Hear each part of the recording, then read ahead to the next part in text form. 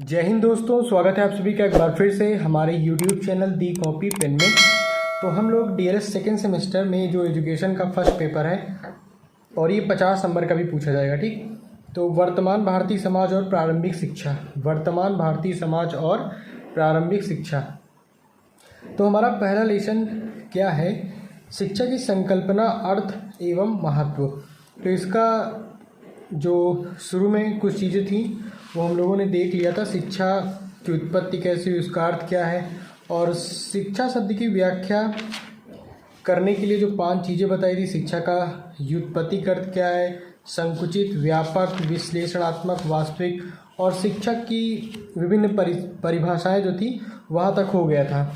तो आज हम लोग बात करेंगे उसके आगे, लेकिन उससे पहले अगर आप हमारे चैनल पे नए हैं तो प्लीज़ चैनल को सब्सक्राइब कर दीजिए, लाइक करिए और शेयर भी करिए। तो चलिए शुरुआत करते हैं वीडियो की।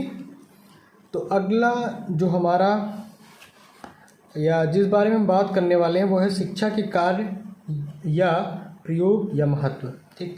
अगर आपको प्रयोग आ जाए, शिक्षा के प्रयोग लिखिए, शिक्षा के कार्य लिखिए या महत्व लिखिए, तो आप इनको लिख सकते हैं। तो पहला पॉइंट क्या है भाई? शिक्षा व्यक्तित्व का पूर्ण विकास करना, ठीक। शिक्षा का कार्य क्या है? किसी व्यक्ति का सर्वांगीण विकास करना या उसके व्यक्तित्व है उसका पूर्ण विकास करना। तो ये शिक्षा के कार्य हो सकते हैं। और जो जन्मजात शक्तियों को व्यक्त करना, वातावरण से समायोजन करना, ठीक। वातावरण से समायोजन करके ही आप खुद का विकास कर सकते हैं। समूह में परिवर्तन करना, आध्यात्मिकता का विकास करना। तो ये पॉइंट हैं जो शिक्षा के कार्य या प्रयोग या महत्व के अंतर्गत आते हैं, ठीक। तो ये बात हो गई। इसके बाद हम शिक्षा की प्रकृति की बात करेंगे। तो उसके अंतर्गत 3 अंग आपको देखने को मिलेंगे। एक तो शिक्षक है और एक छात्र और एक समाज, ठीक। तो इससे 3 बातें आपको याद रखनी है कि शिक्षा एक सामाजिक प्रक्रिया है, शिक्षा विकास की एक प्रक्रिया है, शिक्षा एक गतिशील प्रक्रिया है, ठीक। ये 3 बातें आपको ध्यान में रखनी है। क्वेश्चन मान लीजिए आ गया कि इनमें से कौन सा सही है, तो पहला ऑप्शन अगर दे दिया कि शिक्षा एक सामाजिक प्रक्रिया है, दूसरा शिक्षा विकास की एक प्रक्रिया है, तीसरा शिक्षा एक गतिशील प्रक्रिया है, और चौथा ऑप्शन आपको मान लो दे देगा कि इनमें से सभी, तो आप इनमें से सभी ऑप्शन पे टिक करेंगे, क्योंकि शिक्षा एक सामाजिक प्रक्रिया भी है, शिक्षा विकास की प्रक्रिया भी और शिक्षा एक गतिशील प्रक्रिया भी है, ठीक। तो शिक्षा की प्रक्रिया एडम्स ने कहा है कि भाई ये द्विमुखी है, और वहीं जॉन ड्यूवी ने बोला ये त्रिमुखी है। तो द्विमुखी त्रिमुखी क्या है अभी मैं आपको क्लियर कर दूंगा। तो चलिए यहीं पे देख लेते हैं। द्विमुखी मतलब एडम्स ने कहा था कि भाई शिक्षा जो प्रक्रिया होती है उसमें एक टीचर होता है, स्टूडेंट होता है। वहीं जॉन जो डीवी साहब हैं उन्होंने कहा कि नहीं, पाठ्यक्रम भी होता है, ठीक, इन सब के साथ। और एक तीसरा है बहुआयामी, तो इसमें तो सब कुछ आ जाएगा। तो ये नॉर्मल चीज़ है, इनको आप याद रख सकते हैं कि द्विमुखी किसने कहा, त्रिमुखी किसने कहा, बस, ठीक। इसके बाद हम लोग बात करते हैं एडिसन ने इसके बारे में क्या कहा कि भाई संगमरमर के पत्थर के लिए जो महत्व मूर्तिकार का है वही महत्व आत्मा के लिए शिक्षा का है। ये कथन एडिसन का है, ध्यान में रखिएगा। तो इतना आपको समझ में आ गया। इसके बाद हम लोग मानव जीवन में शिक्षा का महत्व, इसके अंतर्गत बात करते हैं। अब इसमें देखिए 2 नंबर का क्वेश्चन दे सकता है कि भाई मानव जीवन में शिक्षा का महत्व को लिखिए। तो आपको कम से कम एक जो पेज रहता है, ठीक, या फिर आप 5 से 10 पॉइंट्स तो लिखेंगे अगर आप पॉइंट वाइज लिखते हैं। तो अगर आपके पास टाइम ज़्यादा है तो आप और भी लिख सकते हैं 10 से 15 लाइन, बाकी एक पेज में तो इनफ है। चलिए बात कर लेते हैं मानव जीवन में शिक्षा का महत्व। तो पहला है व्यक्तित्व विकास के लिए आवश्यक। तो भाई जो शिक्षा होती है वो व्यक्ति के विकास के लिए बहुत आवश्यक होती है। जैसे एक बालक है तो भाई शिक्षा के द्वारा बालक में सद्गुणों का विकास किया जा सकता है, ठीक, जिनके द्वारा व्यक्तित्व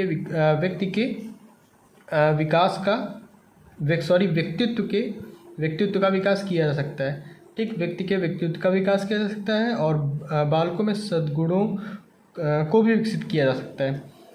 और इसके बाद नेक्स्ट पॉइंट है समाज की प्रगति के लिए। तो आपको पता होगा कि जो मनुष्य है वो एक सामाजिक प्राणी है, ठीक, और उसका जो जन्म भी समाज में होता है और विकास भी समाज में होता है। तो सामाजिक प्राणी है, जन्म और विकास दोनों कहाँ होता है? समाज में होता है। तो मानव अगर व्यक्तित्व उसका मानव का व्यक्तित्व अच्छा रहेगा या शिक्षा के द्वारा उसका सर्वांगीण विकास हुआ है, तो अगर मनुष्य अच्छा है तो फिर समाज अपने आप अच्छा हो जाएगा।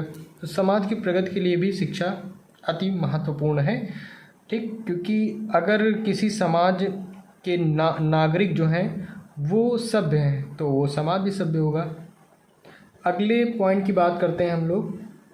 हमारा अगला पॉइंट है कि राष्ट्र की प्रगति के लिए, अभी जैसे समाज भाई, तो वैसे ही राष्ट्र में भी हो सकता है कि ना कि भाई कोई राष्ट्र है वो कब प्रगतिशील होगा, जब वहाँ की जनता प्रगतिशील होगी या वहाँ के लोग प्रगतिशील होंगे, ठीक। तो अब कोई भी हो सकता है, चाहे भाई देश में कोई भी शासन हो सकता है ना, साम्यवाद हो सकता है, समाजवाद हो सकता है, या कुलीन तंत्र हो सकता है, राजतंत्र हो सकता है, प्रजातंत्र हो सकता है, ठीक।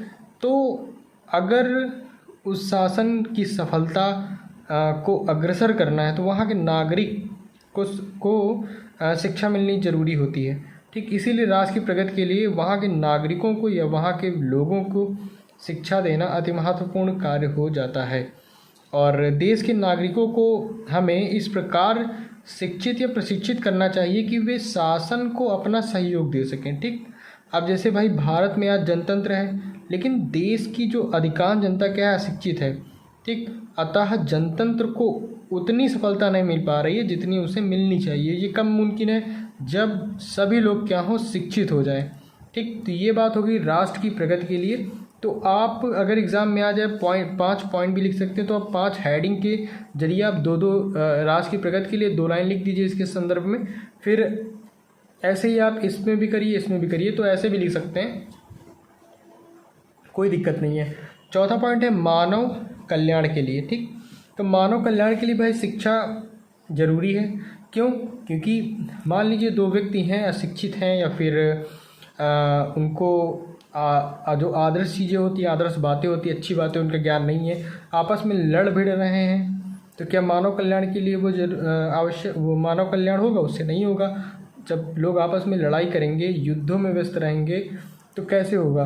तो अगर शिक्षित रहेंगे, सभी चीज़ों को समझेंगे, जानेंगे, अगर कोई प्रॉब्लम आएगी तो बातों के द्वारा उसका सॉल्यूशन निकालेंगे, तो शिक्षा होने से क्या होगा कि भाई मानव कल्याण के लिए भी उपयोगी होगी, ठीक। अब जैसे विश्व युद्ध में भयंकर परिणामों से हमें शिक्षा लेनी चाहिए, क्योंकि विश्व युद्ध के बाद आप एक संस्था का उदय देखे होंगे, यूएनओ, ठीक, संयुक्त राष्ट्र संघ, इसकी स्थापना हुई। और इस संस्था का निर्माण का उद्देश्य क्या है भाई? मानव कल्याण ही है, ठीक। लेकिन ये भी आपको पता होना चाहिए कि भाई कोई संस्था मानव कल्याण नहीं कर सकती, ठीक। क्योंकि जब तक शिक्षा आप मनुष्यों को प्रदान नहीं करेंगे, तब तक उनके बीच जो प्रेम होता है, विश्व बंधुत्व की भावना होती है, उनको आप नहीं जगा सकते। तो इसलिए सबसे ज़रूरी पॉइंट क्या है? शिक्षा है, ठीक। तो ये बात आपको समझ में आ गई होगी। लास्ट पॉइंट है सभ्यता तथा संस्कृति के लिए आवश्यक। तो सभ्यता तथा संस्कृति को कौन मतलब बनाता है या उसका जनक कौन है? तो मनुष्य है, ठीक। जब मनुष्य आते हैं तभी तो सभ्यता और संस्कृति होती है। ये कब होती है? जब मनुष्य शिक्षित हों, ठीक।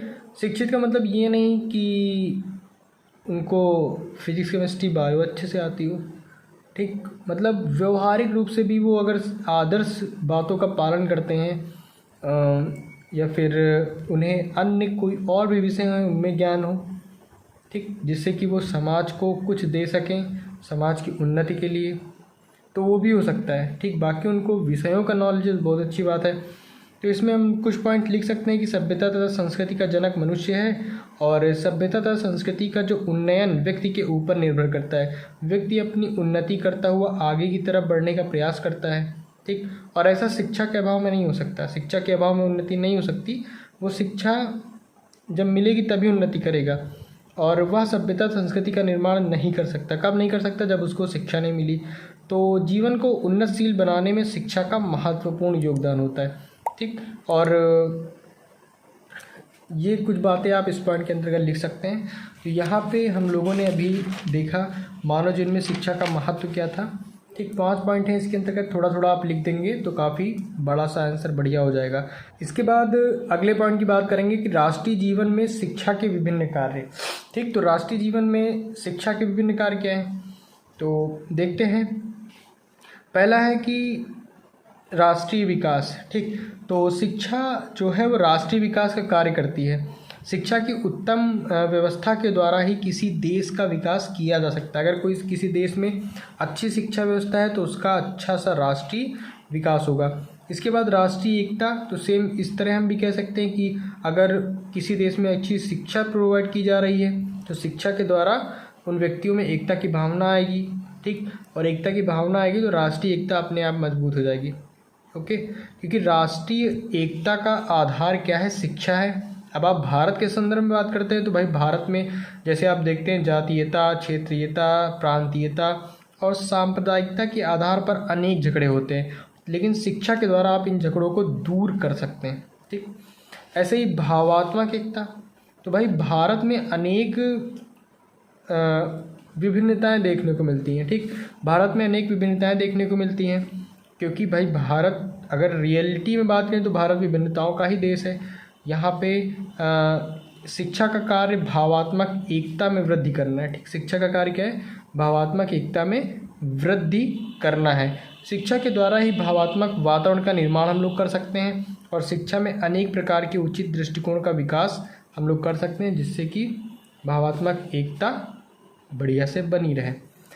इसके बाद सामाजिक कुशलता में वृद्धि, ये भाई क्या है, सामाजिक कुशलता में वृद्धि।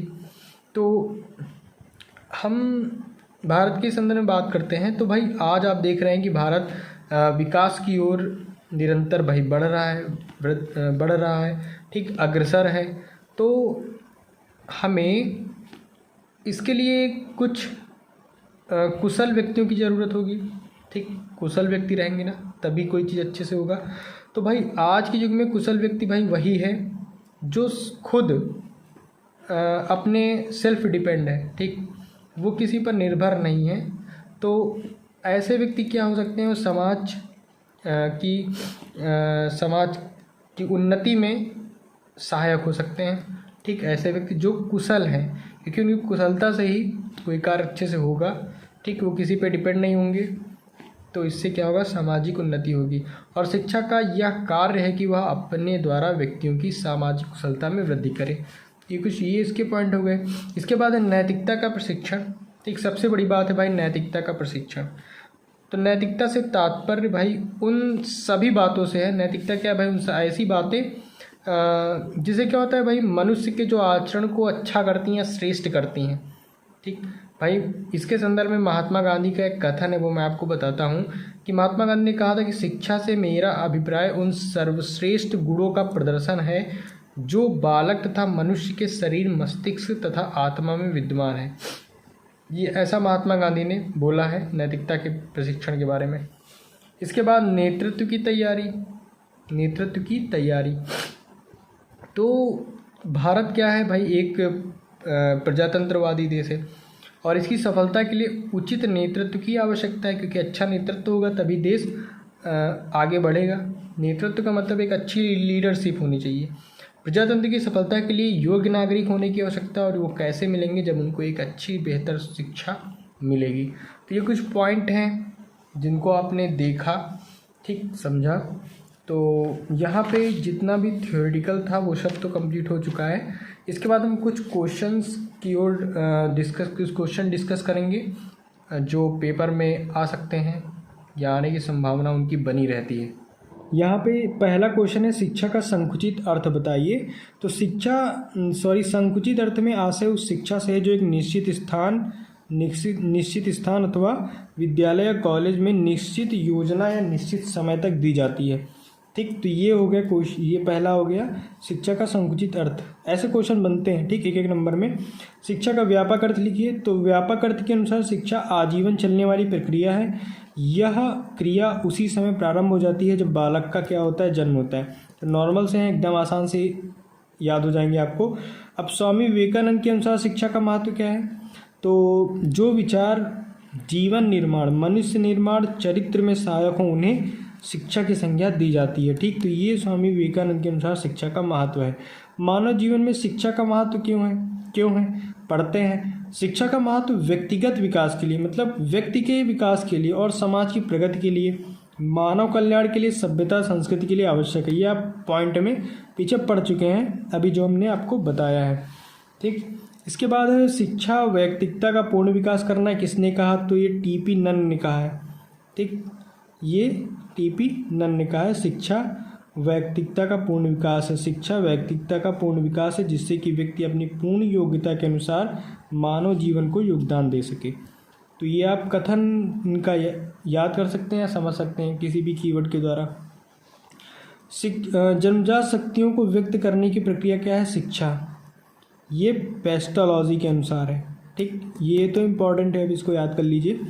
इसके बाद शिक्षा पर्यावरण के साथ उचित समायोजन करना है। किसने कहा, तो ये बॉसिंग ने कहा है। पूरा कथन ये है कि भाई शिक्षा का कार्य मानव का पर्यावरण से उस सीमा तक समायोजन करना है जिससे व्यक्ति व समाज दोनों की स्थायी संतोष मिल सके। ठीक, बॉसिंग ने ये कहा है। अच्छे चरित्र का निर्माण करना ही शिक्षा है, इसको हमको स्पष्ट करना है। तो कैसे करेंगे, तो व्यक्ति का चारित्रिक और एवं नैतिक विकास शिक्षा का मुख्य दायित्व है। और हर्बर्ट ने कहा, इसको आप ध्यान में रखिएगा कि अच्छे चरित्र का निर्माण करना ही शिक्षा है, हर्बर्ट। ठीक, इसके बाद हम बात करते हैं कि शिक्षा बहुअर्थीय है, इसको हमको स्पष्ट करना है। कैसे करेंगे, तो भाई शिक्षा शब्द का प्रयोग किसी एक अर्थ में तो लिया नहीं जाता है कि ये शिक्षा है। शिक्षा बहुअर्थीय है, बहुत सारे क्षेत्रों में शिक्षा का अर्थ अलग अलग लिया जाता है। अरस्तु ने कहा है कि शिक्षा मनुष्य को पाश्विक वृत्तियों से ऊंचा उठाने का कार्य करती है। और शिक्षा के कई अर्थ आप लोगों ने लगभग 5 अर्थ शिक्षा के पढ़े थे कि व्युत्पत्तिक अर्थ, संकुचित अर्थ, विश्लेषणात्मक, व्यापक, ठीक, वास्तविक, ठीक, व्यापक भी है इसमें। तो ये आपने पढ़ा था, शिक्षा बहुअर्थीय है, तो आप इस तरह लिख सकते हैं पेपर में। इसके बाद एक पॉइंट और आप देख लीजिए, ये इंपॉर्टेंट है कि शिक्षा द्विमुखी प्रक्रिया है। ठीक, शिक्षा द्विमुखी प्रक्रिया है, तो शिक्षा द्विमुखी प्रक्रिया है, देखते हैं। ये देखिए, एडम्स ने कहा है कि शिक्षा एक द्विमुखी प्रक्रिया है। ठीक, शिक्षा प्रक्रिया के कितने पहलू हैं, 2 पहलू हैं, एक पढ़ा रहा है और दूसरा पढ़ रहा है, मतलब एक शिक्षक और एक शिक्षार्थी। तो ये हो गया द्विमुखी। रॉस ने द्विमुखी प्रक्रिया मानते हुए क्या कहा कि चुंबक के समान शिक्षा में भी 2 ध्रुवों का होना आवश्यक है, इसलिए शिक्षा भी द्विमुखी प्रक्रिया है। और इसके उलट हमारे जो जॉन डीवी साहब हैं, उन्होंने क्या कहा है कि जो शिक्षा है वो त्रिमुखी है। आप याद कर सकते हैं, शिक्षा एक त्रिमुखी प्रक्रिया, इसको स्पष्ट करिए क्योंकि इसमें पाठ्यक्रम होता है, टीचर होता है और स्टूडेंट होता है। आप ये फिगर बना सकते हैं, अगर ये पेपर में आए तो बहुत ही अच्छे नंबर मिलेंगे, मतलब जितने नंबर का उतने मिल जाएंगे आपको अगर आपने स्पष्ट रूप से सही से लिखा है। ठीक, तो इस लेसन में हमारा जो लेसन चल रहा है, शिक्षा की संकल्पना, अर्थ एवं महत्व, शिक्षा की संकल्पना, अर्थ एवं महत्व यहीं पे समाप्त होता है। और जो भी इसमें इम्पॉर्टेंट चीज़ वो मैंने आप लोगों को बता दी। आई होप ये वीडियो आपको पसंद आया होगा। और ये लेसन जो है, पता है आप लोगों को, पार्ट फर्स्ट और पार्ट सेकंड 2 पार्ट में है, तो आप आधा आधा करके आराम से इसको तैयार कर सकते हैं, याद कर सकते हैं, पेपर में आपको बहुत फ़ायदा देगा। तो फिर वीडियो में अंत तक बने रहने के लिए आपका बहुत बहुत धन्यवाद। और अगर आप चैनल पर नए हैं तो प्लीज़ चैनल को सब्सक्राइब करिए, लाइक करिए और दोस्तों को भी शेयर करिए। तो लेसन 1 तो यहाँ पे हो चुका है, अब लेसन 2 या पार्ट 2 हम लोग अगले वीडियो में चर्चा करेंगे। ठीक, तो लेसन 2 कौन सा है वो हम अगले वीडियो में देखेंगे। तो तब तक के लिए धन्यवाद, मिलते हैं अपने अगले वीडियो में।